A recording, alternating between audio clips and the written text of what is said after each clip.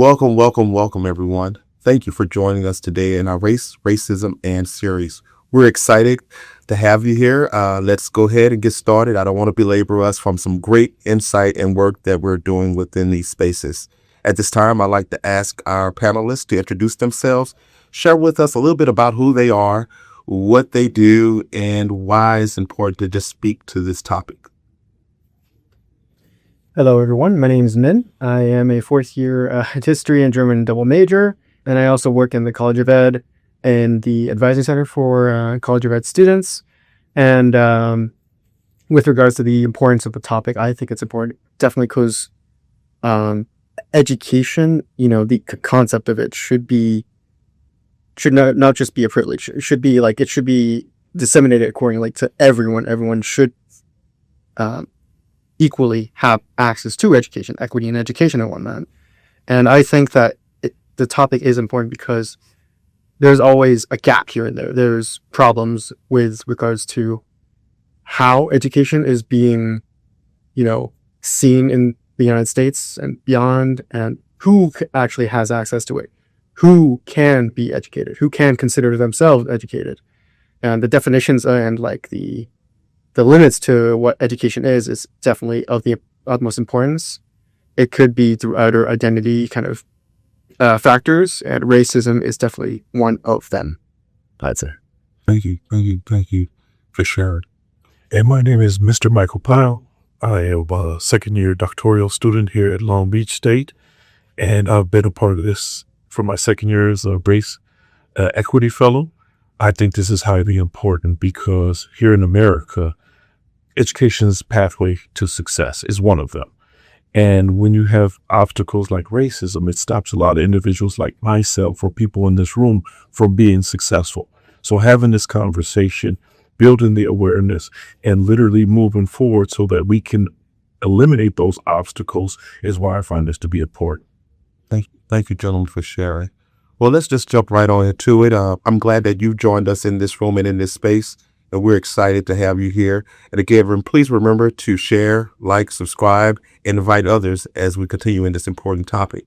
With that being said, we talked about racism and we've introduced that topic now. I wanted to go a little bit deeper in terms of when racism becomes visible. Let's start with a specific moment, if either of you can share where you first saw race shaping what was happening and walk us through that moment. I'll begin. I began my career 29 years ago as an educator, as a teacher. And immediately when I walked in on the campus, you can tell the difference between how boys were treated, girls, but also black young boys were treated specifically. Immediately I saw the rates of suspensions, and they were so completely disproportionate to every other student, including our special ed classes. They were packed with young black boys for reasons just on behavior, not on academics.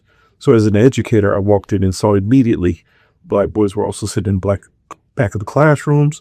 They were in the dean's office, and they just were always in trouble and not learning. And it was evident. And so that's one of the reasons that I got passionate about education, to do something different for these young men than I had seen ever done before. So walking into the setting I was in, I saw that young black boys were not understood at all. Also young black girls, but it was primarily heavily on the young black boys. Oh, thank you so much for sharing. Was there anything else that you would like to, or would you like to share? Yeah, not to be cliche, but piggybacking off of that, my experience is in grade school specifically, and I would say, broadly speaking, the amount of Asian American representation in education spheres and beyond by extension. But I found that grade school really showed me how lopsided it seemed to be, where the school just seemed to be just a factory of processing kids to becoming working adults and whatnot, right?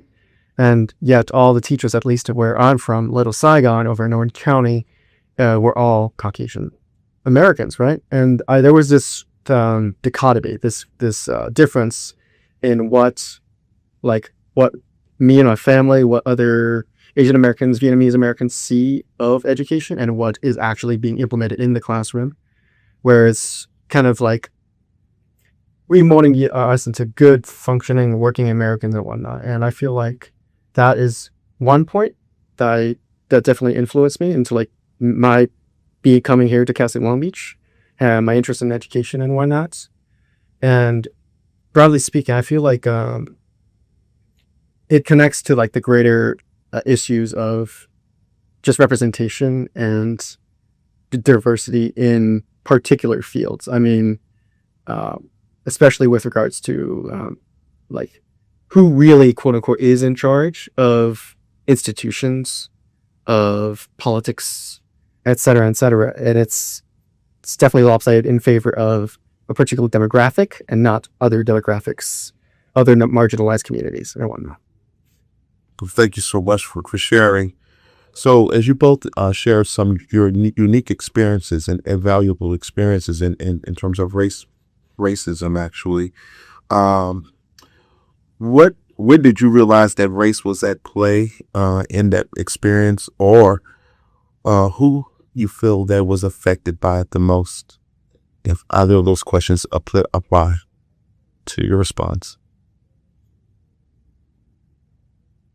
Can you ask that one more time? So when did it click for you where you saw racism? Sometimes individuals may assume that racism is always a covert experience in educational spaces. It can be at times, but it also can be overt. And whether it's covert or overt, I'm just curious on how you felt when in those experiences. And then not only that, but when did it click that this is actually at play for you or your students or the community at large? As I said before, for me, it clicked right away because it was evident, the division between how they treated students. And so for me, like I said, you can literally walk into classrooms and see the division. When I became an administrator, it was even more apparent because the young men that were in my office were young men of color, particularly young black boys. And then when you walk into the classrooms, the systems that the teachers had didn't accommodate their needs. For example, movement, music, dialogue, conversation. It was just sit down and listen. That's not how a lot of boys, period, learn. And so I saw in the trainings, in the teachings, they were not dealing specifically with the issues that they were having. And in education, you have a problem practice. And if you're looking at suspension rates, you should be dealing with who's being suspended. I never saw them deal with the problem or have a practice to deal with how they're going to move forward. So it was evident immediately that their only answer was special ed or suspension. Now, yeah, I feel like it's at least my experience in grade school and whatnot. Race clicked in when I started realizing that certain students in the class were being selected because they are of immigrant backgrounds and whatnot, which so happens to be like everywhere from what I've seen from elementary, middle school, and high school, where it's becomes a big language like problem where they're isolating these particular folks from the mainstream and whatnot. And as it pertains to race, and especially in my area, they tend to be largely Vietnamese Americans, Mexican Americans, Latino communities and whatnot. So I'd say that's the thing that really made it click. I'd say it's a little more subtle for sure. But that's what I have to say on this topic. Yeah. Thank you. So now I appreciate you really sharing your personal experiences. Now, you may or may not have something that connects an experience with respect to the organizations that you lead in, work in, and support. But I'm just curious if we could first identify again the organization that you're a part of. And then not only that, but in terms of your organization that you lead or in the spaces that you lead in, where you may have seen race at play, or what were the things that really from you and from the organization that you want to make sure that didn't happen or you wanted to address? Yes. So I actually forgot to mention earlier that I'm with a Latina organization for future teachers called Caminatas for Education. And I've been with them for the last 4 years and basically the entirety of my undergraduate experience. This organization, though I don't identify as Latina myself, I approached them with the idea of becoming a teacher in mind, right? And it is actually there where I kind of learn more data, more information about how education, how education should be made more equitable. I never knew the statistics about education before my being here at the Cal State Long Beach, from like the lopsided representation of teachers in LAUSD, for instance, other big districts, and kind of like making sure that education is like culturally responsive and it's kind of weaving itself into these particular demographics it is claiming to like kind of teach and nurture into becoming adults and whatnot. That was kind of the vision that I saw myself partaking in. And because of that, I've been with them for the last 4 years, and they have opened my eyes to things I never knew that I never knew about the injustices of education, about the long history of LAUSD.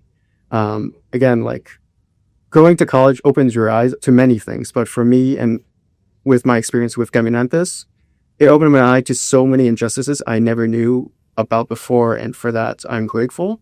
And it also not only just shows how much of a battle we're quote unquote fighting, but it also reminds me to keep on fighting, because these battles are not going to fight themselves. We have to partake in them.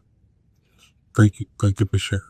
I would say for me, being a part of a number of organizations that literally address race, or being a part of the Racial Equity Fellows, I'm actually proud, because I'm a part of an institution in Long Beach that is literally looking at the injustices literally on this campus and trying to solve it. And the whole idea about us as Racial Equity Fellows is to develop that conversation here on campus.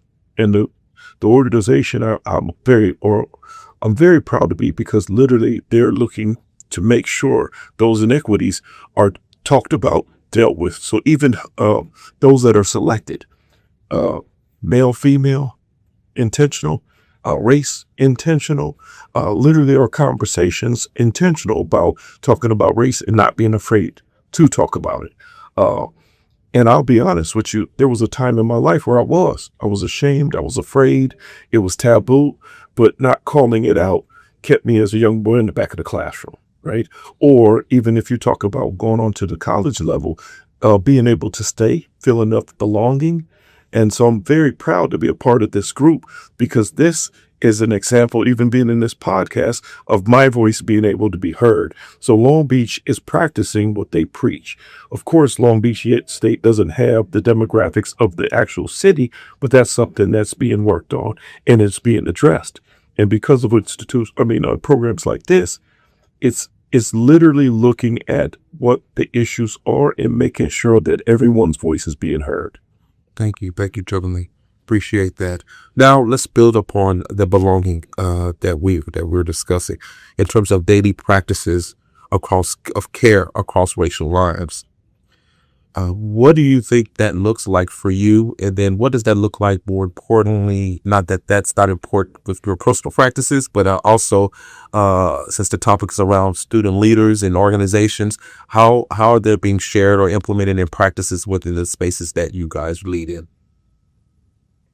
With regards to Caminantes, at least, it was kind of like, I initially started my experience as a mere like student member, right? I never knew what leadership was. I haven't the fortune of, committing to student leadership as a high school student, courtesy of COVID and whatnot.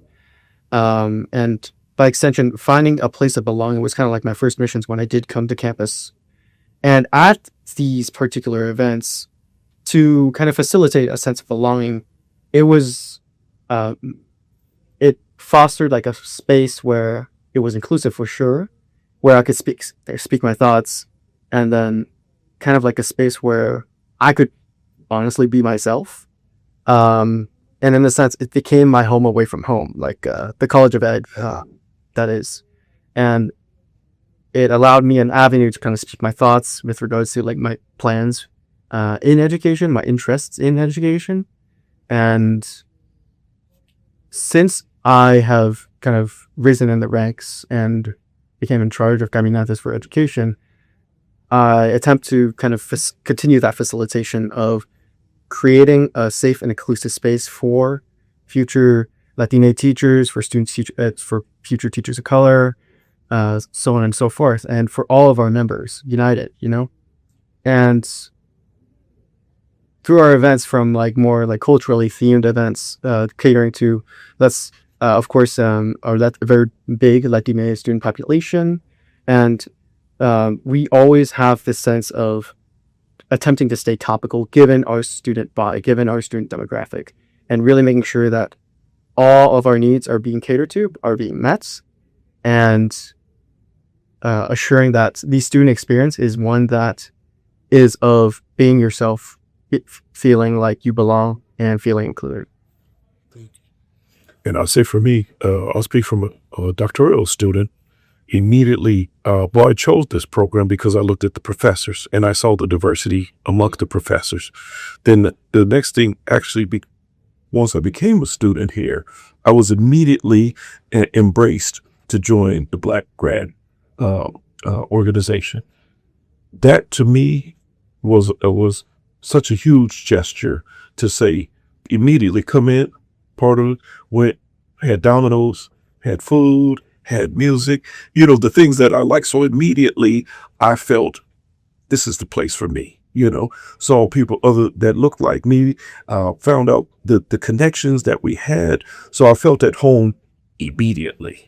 And that to me is what people should feel when they walk into an environment. And it doesn't necessarily have to be the food, but all those different things make people feel human, feel seen, and feel very valued.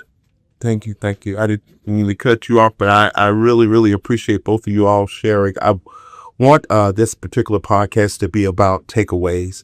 And so you all gave some really good nuggets in terms of how we practiced the sense of belonging. And I wanted to know a little bit further in terms of the organizations that you lead in, and even in your personal life, if you already answered the organizational perspective. What is it that you do in terms of a ritual? Whether it be in educational spaces or even just alone, because sometimes that sense of belonging is due to do it spaces where it's normally not accustomed or even appreciated or valued or practiced. So can you share with us an example, and then also how did you go about that in terms of the organization? I'll speak for me.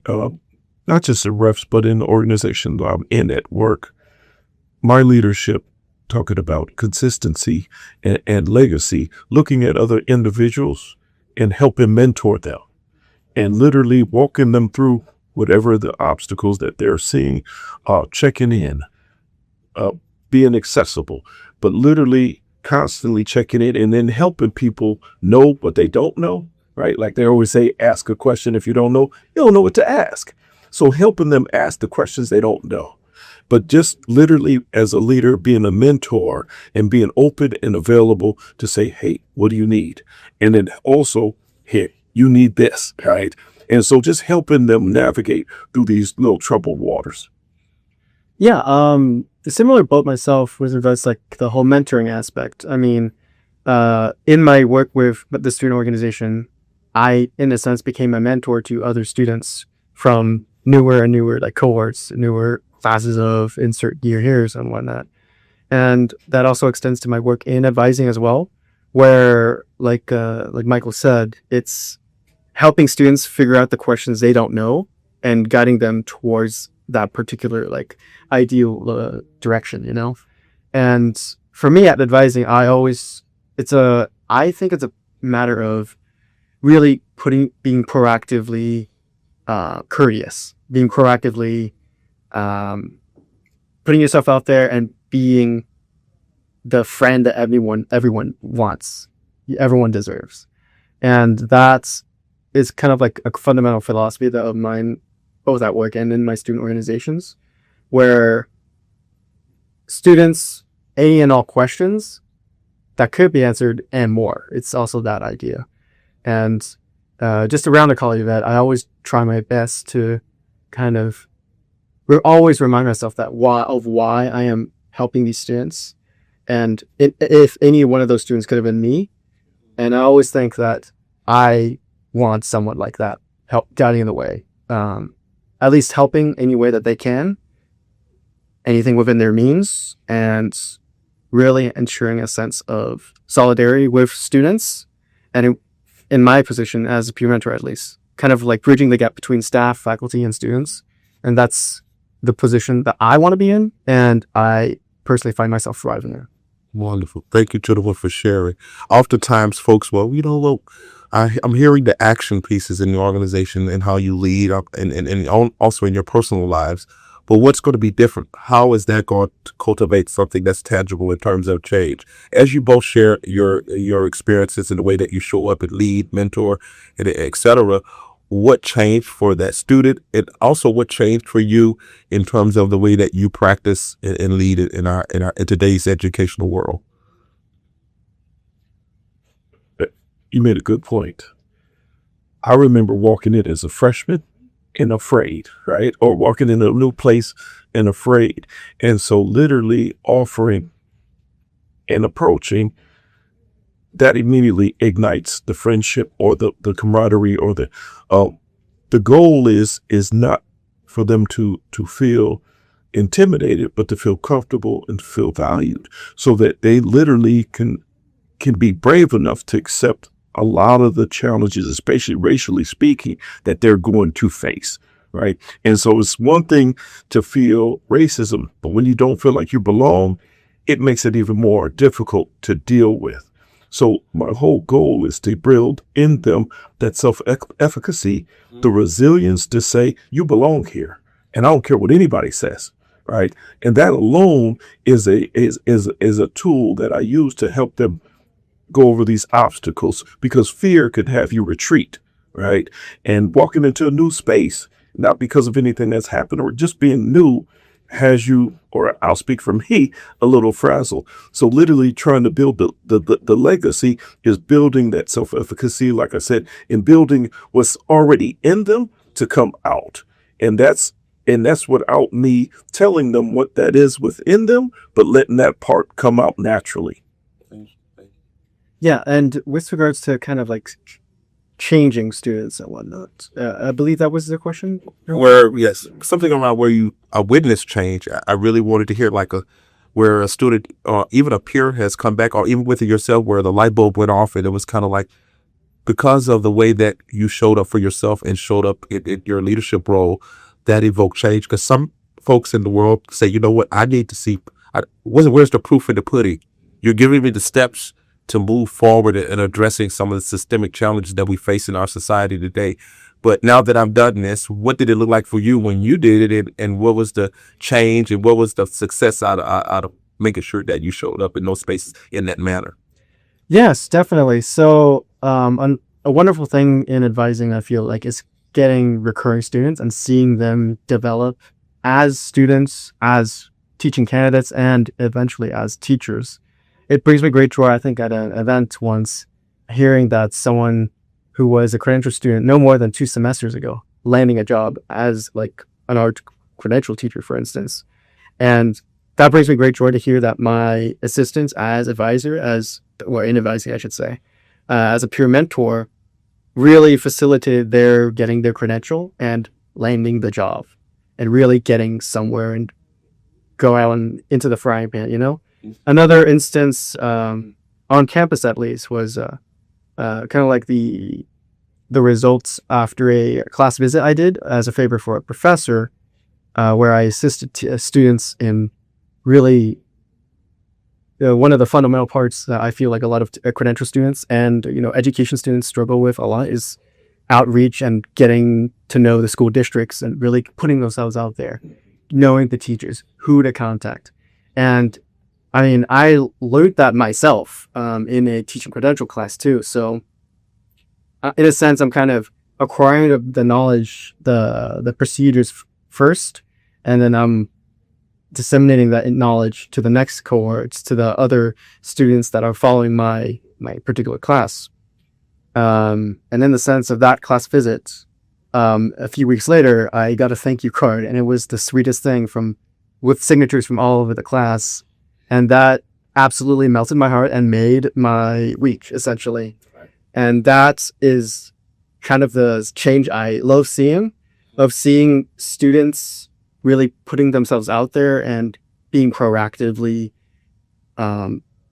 doing what's, asserting themselves into the fold. They're actively, going around getting their goals met, making sure their needs are met, and in this particular sense, getting the credential they want, getting the things they want from that credential. Oh, wow. That's amazing. Thank you both for sharing such awesome stories. Let's now move on in terms of organizing for change. Now that you've named the problem and built something different, now tell us about a concrete effort where your group, in terms of your organizations that you represented, actually moved the needle on racial equity. What happened? I could speak briefly on, I would say, the origins of my organization, Caminathis, which used to be Caminos, a kind of a state-funded program to facilitate the more and more Latina teachers into the teaching field. That changed when the funding ended and we converted into a student organization. Yes.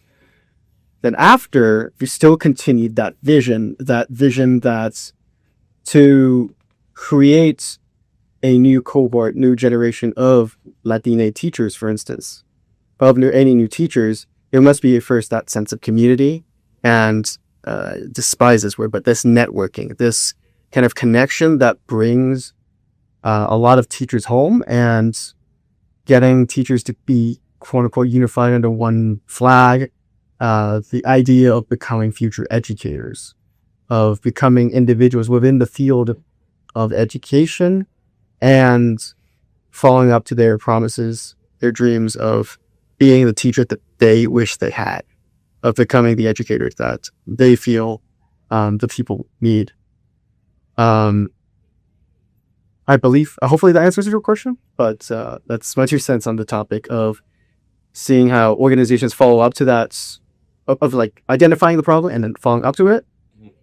First and foremost is the sense of belonging, inclusivity, and I'd say community building, which facilitates, which is kind of like the bread and butter, but the jam on top, I feel, is like giving students the tools to become successful teachers, or in any sense, teacher educators, folks in the education field, broadly speaking.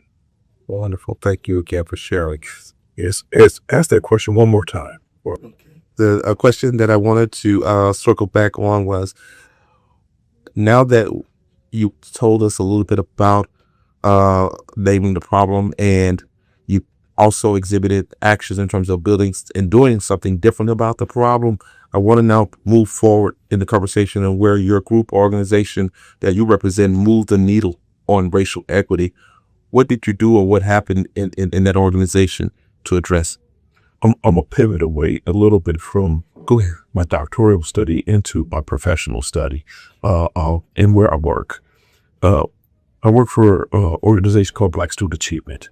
And literally we have a plan to get our students from high school to college. And we do these tours for HBCU and the California tours that are literally targeting not just Black students, but all students to go to experience, to see.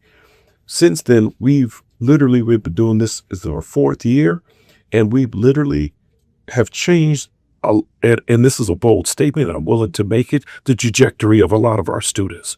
Because a lot of the students, and when you hear their testimonials, had no desire to go to college, didn't really even know. We still have a lot of students that will be the first generation of college goers. And with them experiencing these college tours, it's opening up their eyes, not to just the HBCUs, but college period. So we're sending more kids off to college since affirmative action, right? So literally, basically affirmative action ended here about 25 years ago. We're sending more kids off because they know the importance and value in education. When I started 29 years ago in my district, I did not hear students talk about Black excellence at all. It wasn't until this program was established, not just around the tours, but training teachers, giving them culturally relevant tools to deal with their students, giving them trainings, professional development, to literally give them as teachers and educators tools to deal with those students like me that weren't good students that just sat there and listened. So we're giving students opportunities to see college, to have counselors directly, specifically aligned with them and their needs as culturally gender linguistically, so that the students feel like, one, they can do it, they can excel, and two, that this is something that they will have to pass on to the next generation. So it's just not, you get this, you got to give it and give it. So we're building a whole pathway of success that hasn't been done before, or I would say in about 20 some years. Wonderful. Thank you, gentlemen. I really appreciate that. Now that we've spoken on race, racism, and student organizations in higher education, driving equity, connection, and care, I want us to, as we come to a close, I want us to offer up, think about, well, my mom and it would say, and elders would say in the community, history often repeats itself. In the 60s and 70s, I feel that we are in many ways revisiting the era. And so I would say that what we would want to tell, if history repeats itself, to future educators, to community members, to those that are supporting the call and the cause, what tidbits as a student organizational leader and community leader, what would you have for them in terms of steps, speak to perhaps keeping oneself resilient in the effort, whatever you would like to share that you think that has not been said, or you just like to add to build off what has said. Not to sound cliche at all, but I'd say it's the teamwork makes the dream work. Nothing I have ever done at the undergraduate level would have been possible if it weren't for other students, like-minded students, staff, and faculty facilitating and coordinating with me all along the way, whether they're for events, they're for like kind of class-related, academic-related affairs. It's all team effort, and one can never get it done. By extension, that I feel like it just goes to show how important solidarity is, and really asserting yourself rather than passively nodding, I feel. Another thing I learned both as a student and as a student leader and whatnot is, if no one will speak, you have to speak. Like, you have to speak. No one's going to have the same concerns as you have, and it's important to voice your concerns. I would say, just be incredibly proactive. Know your battles, pick your battles, fight the battles when you must. Don't quit when you shouldn't quit. And really assert yourself into the fold, and really ensuring that the needs not only of yourself, but of all your friends, all your allies are also met. And fundamentally, just do what you will and do what you must. Amen to that. Yes. You dropped the mic on that one, but right. But I'll add on in great question, because we're literally looking at history repeating itself, right? Pre civil rights, even before that, when you talk about borders of education, when you go back and you look at what happened in public education, we are now seeing history repeat itself, with the administration currently trying to say teachers aren't professionals, right?